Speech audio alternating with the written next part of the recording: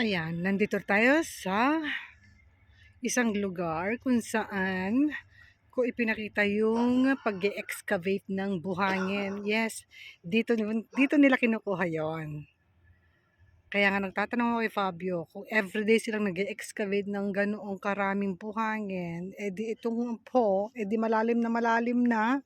Nakikita nyo naman, di ba? Oh, oh. Yes, ang ganda niyan tignan. Napaka-peaceful. Marami rin ditong namimingwit. O ayan, yung mga namimingwit. O ayan sila. O. Ayan. May mga umbrella pa sila. Ayan, dito yata ang pagkakaalam ko, kinakailangan meron kang license pag mamimingwit ka sa mga gantong lugar. Yes, ang alam ko ha. Pero sa open sea, pwede kahit wala kang license. Pero dito sa mga ilog, fiume, kinakailangan meron kang lisensya pag mamimingwit ka. Yes, ganito talaga rito. Wala tayong magagawa. Yun ang rules. O ayun na si Fabio. O nakapamewang pa. O ayan, nanonood din siya dun sa mga namimingwit. Meron na kaya silang nahuli? Tignan nga natin. Lapit tayo, ha? Anong sa palagay niya? Nakahuli o hindi? Wala. Wala siyang nahuli. Tignan natin yung iba kung nakahuli, ha? Wala silang huli pa. Tatlo silang namimingwit. Sayang yung isa nakatakas daw, sabi ni Fabio. Ang ganda lang nilang tignan, oh. May mga nakapahayong din sila habang namimingwit. Diba?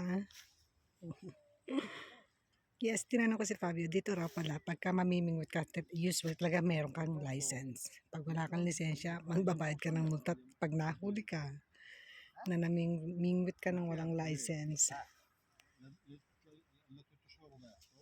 Ayan. Kasi marami rin dito mga clandestine na namimingwit ng walang license. Yes, meron din dito. Yan. Yun ang Ponte del Po.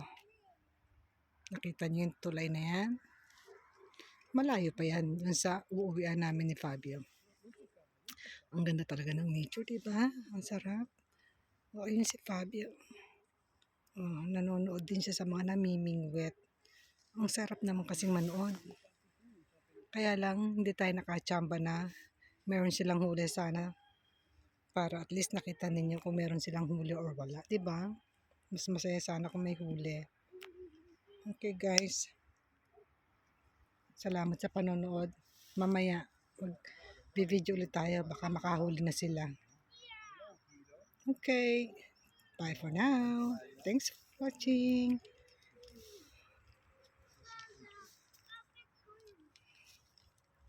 Ayan si Fabio. Oh, nakapamewang pa eh.